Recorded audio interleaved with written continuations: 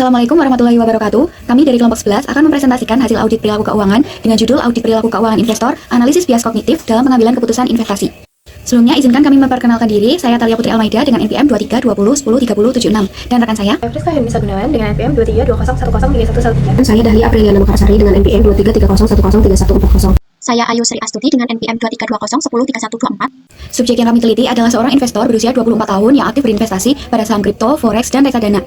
Melalui penelitian ini, kami berupaya mengidentifikasi bias perilaku yang mempengaruhi keputusan investasinya, menganalisis dampak yang ditimbulkan, serta merumuskan strategi debiasing yang dapat membantu meningkatkan kualitas pengambilan keputusan investasi. Di sini saya akan memaparkan tentang profil subjek dan profil resiko. Pada profil subjek kali ini, beliau seorang laki-laki berusia 24 tahun, seorang wirausaha dan lulusan S1 Ekonomi Pembangunan Universitas Tidar. Pengalamannya di dunia investasi sudah cukup panjang, sekitar 5 tahun, sejak tahun 2020. Yang menarik, dia aktif di 4 instrumen sekaligus. Yang pertama ada saham indeks untuk jangka panjang, kedua saham harian untuk trading, ketiga cryptocurrency untuk hold, dan yang terakhir ada forex dan emas untuk trading harian. Dari segi manajemen resiko, dia menerapkan aturan yang cukup jelas. Yang pertama ada cut loss maksimal 20% dari harga belinya. Yang kedua, alokasi proporsi antara 20 hingga 30%. Dan kalau harga turun, dia cenderung averaging down asalkan fundamentalnya masih baik. Tapi dia mengaku stres saat penurunan besar terjadi. Nah, pada profil resikonya, secara teori, kalau kita tanya skenario hipotesis, dia cenderung mengambil kepastian yang terkesan tidak ada resikonya. Namun realitanya dia aktif di 4 instrumen yang mungkin beresiko tinggi secara bersamaan. Ini jelas inkonsisten dengan pernyataannya. Diagnosis bias pada subjek FR menunjukkan availability heuristic sebagai bias dominan. Menurut Tversky dan Kahneman, ini adalah kecenderungan menilai probabilitas berdasarkan seberapa mudah informasi muncul di ingatan. Pada subjek manifestasinya terlihat dari seleksi informasi berbasis kemudahan akses, respon terhadap berita dramatis seperti konflik geopolitik, serta penggunaan kondisi makroekonomi sebagai jangkar keputusan.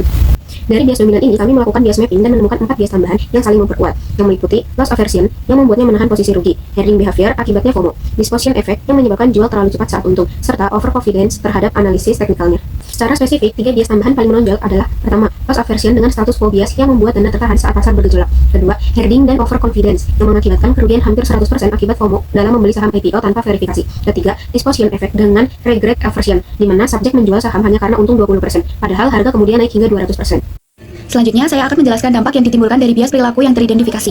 Dari sisi finansial, dampak terbesar berasal dari perilaku FOMO atau Fear of Missing Out. Subjek pernah membeli saham IPO hanya karena mengikuti rekomendasi influencer tanpa melakukan analisis yang memadai. Akibatnya, dia mengalami kerugian hampir 100% dari modal yang diinvestasikan.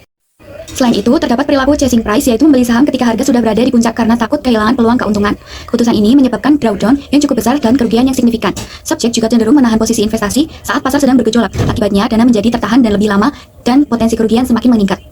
Dari sisi psikologis, bias-bias tersebut memunculkan stres, penyesalan, serta tekanan emosional ketika mengalami kerugian. Keputusan investasi juga menjadi kurang objektif karena terlalu dipengaruhi oleh berita dan sentimen yang sedang ramai dibahas. Namun, terdapat perkembangan positif, yaitu subjek mulai menyadari kesalahan akibat FOMO dan mulai menerapkan manajemen resiko yang lebih baik dalam pengambilan keputusan investasinya. Selanjutnya, rekomendasi strategi mitigasi bias. Untuk mengatasi bias yang teridentifikasi, kelompok 11 telah merancang 5 strategi berbasis riset. Yang pertama, protokol verifikasi silang, memberikan jeda 24 jam dan mencari minimal 2 sumber yang bertentangan dengan berita utama.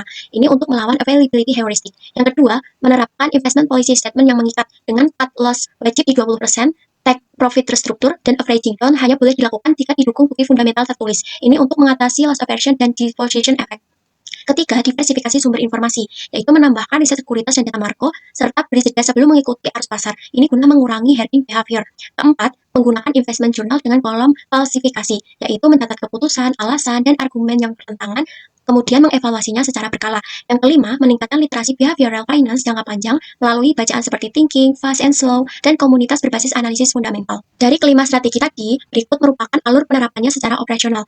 Ketika subjek menerima sinyal, langkah pertama yang dilakukan adalah menjeda 24 jam yang wajib, kemudian melakukan verifikasi silang dengan minimal 2 sumber kontra, lalu mengecek kesesuaiannya dengan fundamental dan teknikal. Jika sinyal sesuai dengan investment policy statement, eksekusi boleh dilakukan dan segera dicatat di jurnal. Namun, apabila tidak, keputusan dapat dibatalkan. Seluruh proses diakhiri dengan monitoring dan evaluasi mingguan, serta refleksi bias. Alur penerapan ini untuk memastikan setiap keputusan melewati filter yang rasional. Ini merupakan ringkasan implementasi dalam tabel yang telah memetakan setiap strategi dengan bias target dan tindakan yang konkret, mulai dari protokol verifikasi, investment policy statement, diversifikasi sumber, jurnal, hingga literasi jangka panjang. Semua strategi ini berbasis riset dari artikel Kurniasari, Kahneman dan Tversky, Sadik dan Butt, serta Cartwright dan Statement. Kesimpulannya, subjek FR menunjukkan bias dominan availability heuristic yang diperparah dengan 4 bias pendukung. Dampak nyatanya adalah subjek FR mengalami kerugian hampir 100% akibat FOMO mengikuti influencer pada initial public offering, drawdown dari chasing price, dan dana tertahan saat pasar bergejolak. Namun, subjek juga menunjukkan self-awareness yang mulai berkembang. Saran dari kelompok 11 tetap menerapkan jeda 24 jam, membuat investment policy statement tertulis, dan membiasakan investment journal, serta untuk jangka panjang meningkatkan literasi behavioral finance. Sekian presentasi dari kelompok 11, terima kasih atas perhatiannya. Wassalamualaikum warahmatullahi wabarakatuh.